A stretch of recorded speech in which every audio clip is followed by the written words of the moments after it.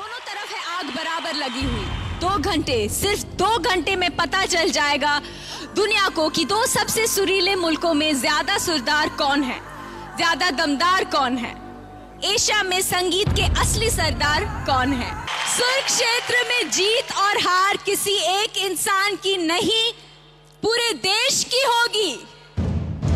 सुर बुलंद होगा तो देश का सर बुलंद होगा, सुर टूटेगा तो देश की उम्मीद टूटेगी। विनर ऑफ सुर क्षेत्र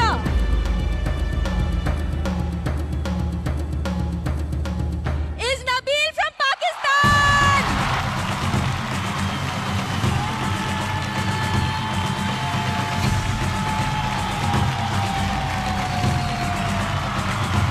सुर क्षेत्र में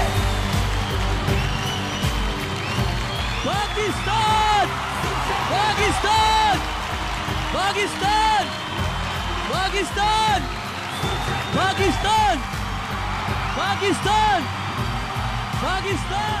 बिफोर एनीथिंग एल्स हम हमारे रनर अप को भी कॉन्ग्रेचुलेट करना चाहेंगे, दिलजान को, जिन्होंने इतना अच्छा परफॉर्मेंस किया है यहाँ पर। दिलजान के लिए तालियां।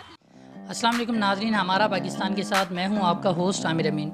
नाजरीन, पाकिस्तान की जंग भारत के ख़िलाफ़ किसी भी महाज पर होती है तो तमाम लोग ये बखूबी जानते हैं कि पाकिस्तान की नुमाइंदगी हमेशा जो पाकिस्तान के बहुत ही होनहार और टैलेंटेड लोग होते हैं वो करते हैं। चाहे वो बॉर्डर पर हो तो वो SSG की सूरत में हमारी फ़ोर्स, चाहे अगर क्रिकेट के ग्राउंड में हो तो फ़खर ज़मान की सूरत में, अगर कश्मीर के मुद्दे को लेकर आवाज़ उठाना हो इंटरनेशनल सतह पर तो शाह महमूद कुरैशी जैसी सूरत के अंदर हमारी नुमाइंदगी होती है। इसी तरह पाकिस्तान और इंडिया के दरमियान एक बहुत बड़ी जंग मौसीकी की आज से 7 साल पहले जो है वो हुई, जिसके अंदर पाकिस्तान की 20 करोड़ आबादी में से सिर्फ 10 लोग सेलेक्ट करने थे, जिसके लिए पाकिस्तान के मुख्तलिफ़ शहरों में करोड़ों नौजवान लोगों ने ऑडिशन दिए, लेकिन उसमें से सिर्फ और सिर्फ 10 लोग पाकिस्तान से सिलेक्ट हुए।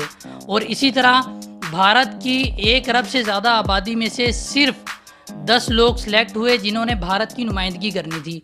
और ये एक बहुत बड़ी जंग थी मौसीकी की पाकिस्तान और भारत के दरमियान, जिसे पाकिस्तान ने विन किया। तो आज हमारे दरमियान उन टॉप 10 सिंगर्स में से पाकिस्तान के एक सिंगर मौजूद हैं जिनका नाम इशफाक हुसैन है और जिनका ताल्लुक़ पाकिस्तान के शहर कराची से है। तो सबसे पहले इशफाक साहब, आप ये बताएं कि आपने पाकिस्तान की नुमाइंदगी की इतनी बड़ी सतह पे, तो आप कैसा फ़ील करते हैं एज़ अ पाकिस्तानी कि आपने 20 करोड़ आबादी का जो मुल्क है पाकिस्तान की नुमाइंदगी आपने की और इंडिया के ख़िलाफ़ आप क्या कहेंगे, आपकी फीलिंग क्या है? सबसे पहले आमिर अमीन साहब, आपका बहुत बहुत शुक्रिया कि आप हमारे पाकिस्तान की पूरी टीम का बहुत शुक्रिया कि वो आए कराची मुझे इंटरव्यू करने के लिए। फीलिंग्स मैं आपको बता नहीं सकता, क्योंकि जब ख़ास तौर पे हिंदुस्तान की बात हो और किसी महाज पे भी हो, तो वो मौसीकी का महाज हो या कोई सा भी, तो एक अलग सी फीलिंग होती है कि जो नाकाबिले बयान है। तो मुझे भी बड़ा फ़ख्र महसूस हुआ, बड़ा प्राउड फील हुआ। अल्लाह ताला का बड़ा शुक्र अदा किया मैंने कि अल्लाह ताला ने मुझे उस एक मौसीकी की जंग में मुझे उसका हिस्सेदार बनाया और अपने मुल्क को रिप्रेजेंट करने का एक प्लेटफॉर्म अता फरमाया। तो इससे बड़ी फीलिंग और इससे ज़बरदस्त जो आपके तासुरात हैं वो हो नहीं सकते। अच्छा इशफाक साहब, ये बताएं कि मौसीकी का जो शौक़ है वो आपको कहाँ से और कैसे पैदा हुआ? आमिर साहब, बात ये है कि मेरा बेसिकली एक प्रॉपर बैकग्राउंड है। हम म्यूज़िकल फैमिली से ताल्लुक़ रखते हैं। मेरे वालिद साहब उस्ताद इमदाद हुसैन उनका नाम है, जो कि पाकिस्तान के इस टाइम सबसे टॉप मोस्ट म्यूजिशंस जो हैं उनमें से एक हैं। He is basically A sitar player. और हम लोग 7th जनरेशन हैं जो कि बेसिकली म्यूज़िक के लिए ही काम किया है, जिन्होंने मेरे आबा व अजदाद ने, ग्रैंड पेरेंट्स ने, हिंदुस्तान पाकिस्तान से पहले जब एक ही था तो उस टाइम से लेके अब तक जो है हम लोग 7वीं पीढ़ी हैं जो म्यूज़िक ही कर रहे हैं और म्यूज़िक से ही सब कुछ अल्हम्दुलिल्लाह अचीव किया अभी तक। तो जहाँ तक शौक़ पैदा होने का आपने बात की, तो जब घर के अंदर कोई चीज़ होती है तो ऑटोमेटिकली उसका शौक़ भी पैदा हो जाता है और आपके इनहेरिटेड आपके ब्लड में वो चीज़ होती है, तो फिर उसको एडॉप्ट करना इतना मुश्किल नहीं होता। आपने अपने म्यूज़िकल करियर का आगाज़ कहाँ से किया? मैंने सबसे पहले जो अपना सीखने के बाद अपनी कॉलेज लाइफ को कंप्लीट करने के बाद 2006 में एक हमारे निजी टीवी चैनल के ऊपर एक कंपटीशन ऑन एयर हुआ था, तो उसमें मैंने सबसे पहले पार्टिसिपेट किया। और उससे कहीं पहले पाकिस्तान टेलीविज़न के ऊपर सन 1998 में मैंने अपनी पहली परफॉर्मेंस की। तो 98 से शुरू हुआ प्रॉपर मतलब परफॉर्मेंस देने, लेकिन 2006 में मेरा प्रॉपर म्यूज़िकल करियर स्टार्ट हुआ। आपका जो म्यूज़िकल एक्सपीरियंस था वो कैसा रहा म्यूज़िक को लेकर? और उसके अलावा आप उन टॉप 10 सिंगर्स में से भी हैं कि जिन्होंने पाकिस्तान की नुमाइंदगी की भारत के ख़िलाफ़ उस जंग में, जो म्यूज़िकल हमारी एक जंग थी उसके अंदर आपने पाकिस्तान की नुमाइंदगी की। पाकिस्तान की करोड़ों आबादी में करोड़ों लोगों ने ऑडिशन दिए और आपकी उनमें से सिलेक्शन हुई। तो आपने वहाँ जाने से पहले क्या फ़र्क महसूस किया और वापस आने के बाद क्या चेंजिंग ऐसी महसूस की, और आपका ये तजर्बा कैसा रहा? सबसे पहले तो आपको ये बताऊं कि म्यूज़िकल एक्सपीरियंस जितना अर्सा मैंने अभी तक काम किया है बहुत अच्छा रहा। अल्लाह ताला ने बहुत इज़्ज़त से नवाजा। और रही बात कि वहाँ जाने से पहले और जाने के बाद क्या फ़र्क महसूस किया, फ़र्क यही था कि हमारे यहाँ एक आम परसेप्शन है कि जब आप अपने पड़ोसी मुल्क में जाकर परफॉर्म करते हैं तो ये बहुत बड़ी अचीवमेंट की बात समझी जाती है। तो ये अल्लाह पाक ने मेरे नसीब में भी ये बात लिखी, मैंने वहाँ परफॉर्म किया, हमारे मुल्क को रिप्रेजेंट किया। जाने से पहले कुछ ये था कि काम पहले भी कर रहे थे, लोग पसंद करते थे, बुलाते थे इवेंट्स के अंदर, और अभी काफ़ी सारा काम पहले भी किया। लेकिन जाने के बाद और वहाँ से वापस आने के बाद जो सबसे बड़ा फ़र्क हुआ वो ये कि लोगों ने बाकायदा रिकग्नाइज़ करना शुरू किया। और फिर उसके बाद मुल्क से बाहर के भी ट्रिप्स हुए, मुल्कों में जाना हुआ, कई प्राइवेट फर्म्स के लिए काम करने का इत्तेफाक हुआ, कॉरपोरेट इवेंट्स करने का इत्तेफाक हुआ। तो बहुत सारा फ़र्क हो जाता है। ख़ास तौर पे मैं आपको हकीकत एक बात बता रहा हूँ आमिर साहब के, आम तौर पे लोग जो है वो म्यूज़िक को बड़ा लाइटली लेते हैं और वो ये समझते हैं कि ये बड़ा एक ईजी वर्क है। लेकिन जिन लोगों ने म्यूज़िक के लिए काम किया और अपनी पूरी ज़िंदगी इसमें सर्व की है, उनको बहुत कुछ नशीब व फराज जो है वो अप एंड डाउन्स अपनी ज़िंदगी में देखने पड़ते हैं। तो हमने भी वो देखे, लेकिन अपने एक स्टेज को, अपने पाथ को नहीं छोड़ा, अपने रास्ते को नहीं छोड़ा। तो अल्लाह पाक की मेहरबानी से अब ये है कि लोग रिकग्नाइज़ करते हैं और बड़ा अच्छा लगता है, बहुत अच्छा फीलिंग आती है। इस वक्त हमारी पाकिस्तान की जो म्यूज़िक इंडस्ट्री है वो कहाँ है, और आने वाले कल मुस्तकबिल के अंदर आप इस इंडस्ट्री को कहाँ, किस जगह देख रहे हैं? फ़िलहाल जो पाकिस्तान में इस टाइम पोजीशन है, आपको पता है कि पूरा मुल्क जो है वो लॉकडाउन की सिचुएशन में है, क्योंकि ये जो एक बहुत बड़ी वबा आई है कोरोना की शक्ल में, इससे काफ़ी इम्पेक्ट पड़ा है। तो म्यूज़िक इंडस्ट्री इस टाइम करंट सिचुएशन में पिछले 1-2 साल के अंदर बहुत सारी चीज़ें अच्छा होना शुरू हुई थी। हमारी फिल्म इंडस्ट्री ने भी जो है वो रिवाइव करना, अपना ओरिजिनल प्रोडक्ट बनाना शुरू किया। बहुत सारे रियलिटी शोज़ जो हैं वो पाकिस्तान में शुरू हुए, और भी बहुत ज़्यादा मतलब प्राइवेट सेक्टर के अंदर भी म्यूज़िक के लिए बहुत अच्छे अच्छे काम और बड़े बड़े लेवल पे, जैसे एक तो बड़ा आम प्रोग्राम है कोक स्टूडियो वगैरह, वो लोग उसको पसंद कर रहे हैं।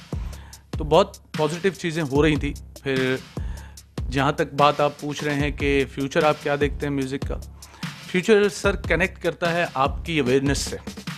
जब तक पाकिस्तान में रहने वाले लोगों को म्यूज़िक के बारे में बाकायदा, जो ख़ास तौर पे मैं यंग जनरेशन की बात कर रहा हूँ, music is basically A proper study. जब तक आप इसको बाकायदा एक इल्म के तौर पे नहीं लेंगे, इससे सीखेंगे नहीं, इसको एक प्रॉपर अपना प्रोफेशन एज प्रोफेशन नहीं देखेंगे, तो बहुत सारी चीज़ें जो हैं वो कॉम्प्लिकेटेड हो जाएंगी।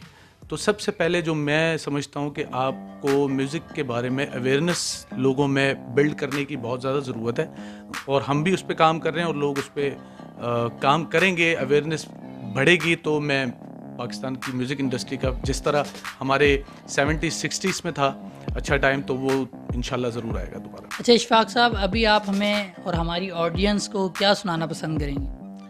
मैं एक बड़ा ज़बरदस्त गीत राहत फ़तेह अली खान साहब को आपको सुनाता हूँ।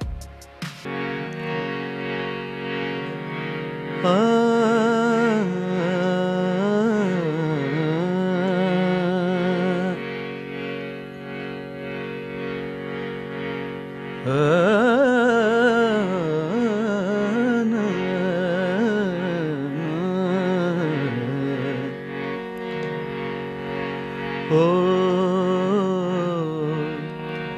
लगी तुमसे मन की लगन, लगन लगी तुमसे मन की लगन, लगन लगी तुमसे मन की लगन, लगन लगी तुमसे मन की लगन।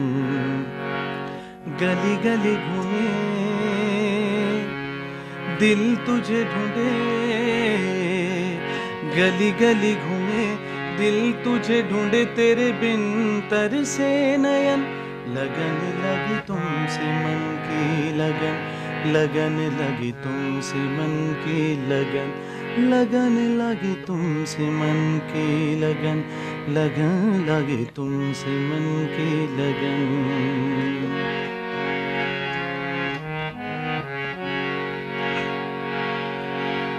तेरा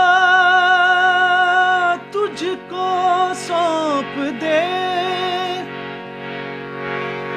क्या लागत है मोहे, मेरा मुझ में कुछ नहीं,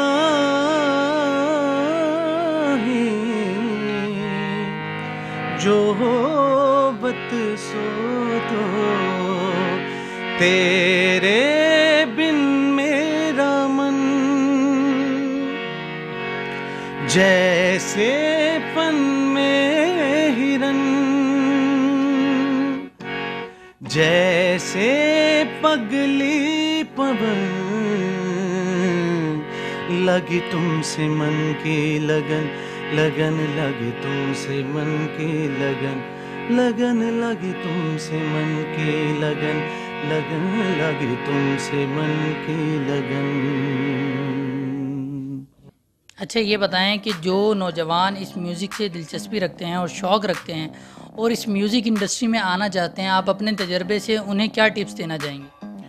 जितने भी लोग जो यंग जनरेशन में हैं, लड़कियां लड़के इस फील्ड में आना चाहते हैं, तो उनको मैं सिर्फ 2-3 बातें ही बताना चाहूँगा। पहली बात तो ये कि म्यूज़िक को बाकायदा स्टडी समझें, इसको ये ना समझें कि कोई पार्ट टाइम जॉब है, ये फुल टाइम जॉब है, ये प्रॉपर एक स्टडी है। इसको सीखें, एक प्रॉपर उस्ताद से सीखें, इसको एज प्रोफेशन अपना माइंड मेकअप करके आएँ और इसको प्रॉपरली इसके ऊपर वर्कआउट करें। और जब आप इसके ऊपर वर्कआउट करेंगे, जैसे दूसरी फील्ड्स में कोई मेडिकल फील्ड या इंजीनियरिंग फील्ड होती है, इसी तरीके से म्यूज़िक भी फील्ड है, इस तरीके से जब आएंगे तो उस पर वर्कआउट करेंगे, उस पर मेहनत करेंगे तो जैसे बाकी फील्ड्स में आप बहुत चीज़ें अचीव करते हैं, तो म्यूज़िक में भी इंशाल्लाह आप अचीव करेंगे। ये मेरी उनको टिप्स हैं।